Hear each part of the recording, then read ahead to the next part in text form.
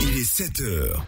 Vous êtes sur la radio numéro 1 sur l'info, le sport, seconde session d'information avec le journal présenté par vous, Jérôme Kouakou, bonjour. Bonjour Thierry Angeval, voici les titres de ce journal. Le conseil régional de San Pedro renforce les capacités opérationnelles de la gendarmerie.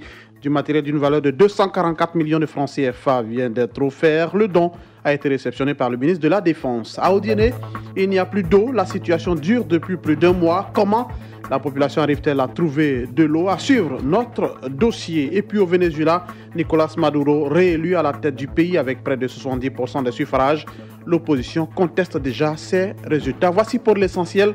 Bienvenue à tous. Et c'est le journal que vous suivez sur Radio Côte d'Ivoire. La fête de la Pentecôte a été célébrée hier. Oui, la Pentecôte qui intervient 50 jours après la Pâque. Elle marque la descente de l'Esprit Saint sur les apôtres de Jésus pour les encourager à prêcher l'évangile. Et à l'instar de tous les chrétiens, les fidèles catholiques de la paroisse Saint-Mathieu de Yopougon ont commémoré hier dimanche la venue du Saint-Esprit.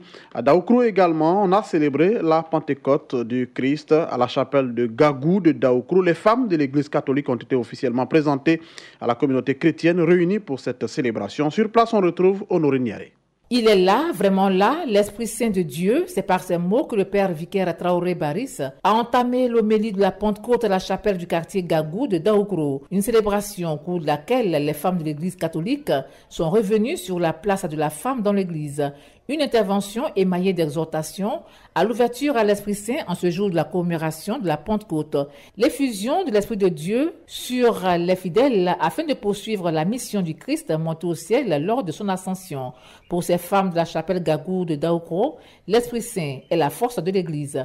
Anne-Marie, tout le monde est en joie aujourd'hui parce que l'Esprit Saint est là. Et tout ce qu'on entreprend, s'il n'y a pas l'Esprit Saint, vraiment on ne peut pas. C'est notre force, c'est la force de l'Église. Non seulement la mission du Christ c'est faite avec les femmes. Et donc du fait que déjà à l'église les femmes sont nombreuses, si chaque femme joue son rôle dans l'église, c'est l'église qui va gagner. Kwame Afouejane, l'Esprit Saint est descendu pour tout le monde. Sainte-Thérèse, c'est la Pentecôte. Je suis très fier d'être chrétien parce que je crois à l'Esprit Saint qui nous donne la force de résister aux forces du mal. La présentation des femmes de la FEC à la chapelle de Gagou en ce jour de la célébration de la Pentecôte a été l'occasion pour le Père célébrant d'inviter ses fidèles à être des exemples dans leur vie de tous les jours.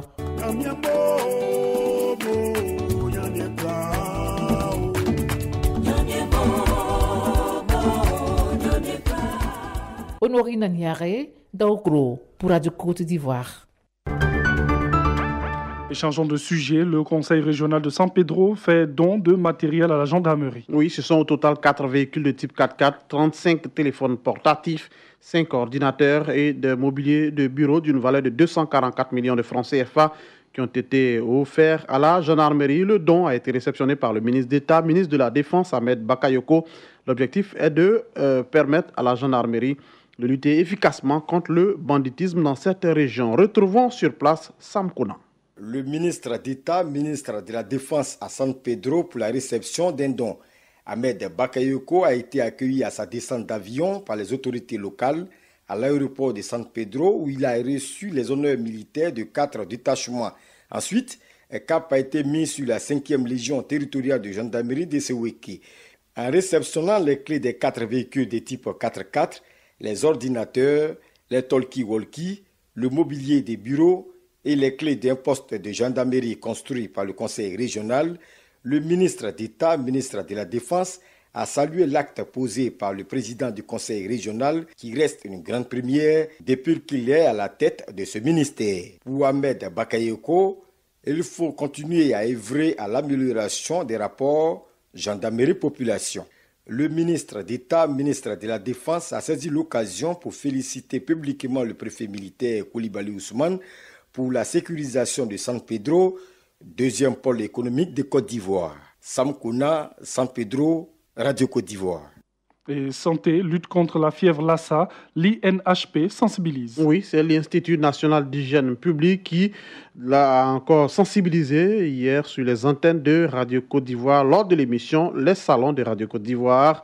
Le chef adjoint du service de lutte antivectorielle de l'INHP est venu parler des symptômes et les moyens de lutte contre cette maladie.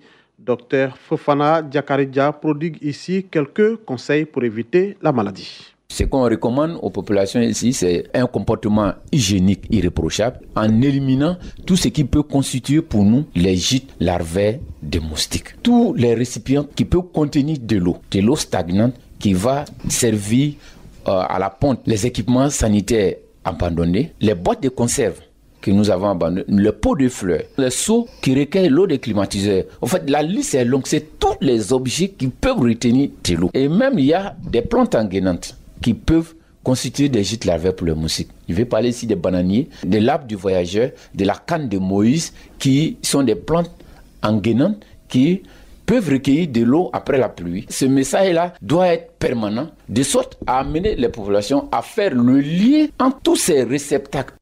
Encore un mot de santé. Toutes les 9 minutes, une personne meurt de rage dans le monde et en Côte d'Ivoire. L'année dernière, 18 personnes sont mortes parce que contaminées par la raie, cette maladie qui se transmet à l'homme par les morsures des animaux comme le chien, le chat ou encore la chauve-souris, les singes et les bœufs. Le Centre suisse de recherche scientifique en Côte d'Ivoire s'est donc saisi du sujet et a mené une étude afin de contrer cette maladie.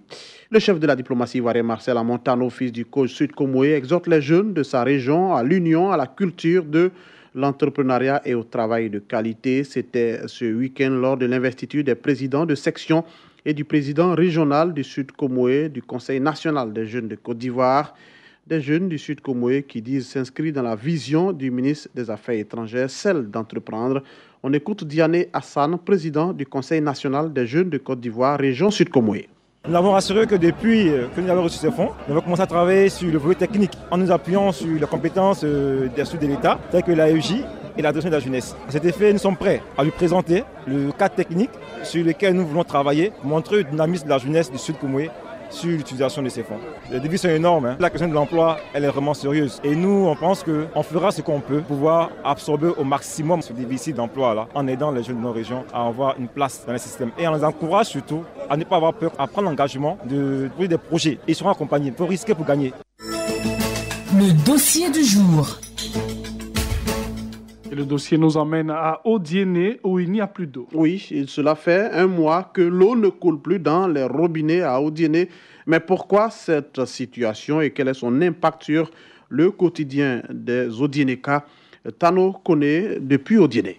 Avoir de l'eau potable aujourd'hui à Odiéné relève d'un véritable parcours de combattant. Une sévère pénurie d'eau s'est emparée de la ville d'Odiéné depuis près d'un mois. Tout le Bengali, aujourd'hui, ça fait près de 2 mois, aucune goutte d'eau ne sort. Actuellement, c'est les puits et les forages qui sont dans la ville. La nuit, nos femmes se lèvent pour aller dormir au puits et puis les forages là, pour avoir l'eau, pour pouvoir se servir la journée avec. Une situation qui n'est pas sans conséquences sur le quotidien des populations. On fait travail de lavage. Allez là, pas l'eau là, donc ça ne nous arrange pas. Bon, ça plus de quand au test, c'est quoi là? C'est gaspillage d'argent. Un bidon à 100 francs. On peut dépenser au moins 11 000 par jour pour avoir l'eau.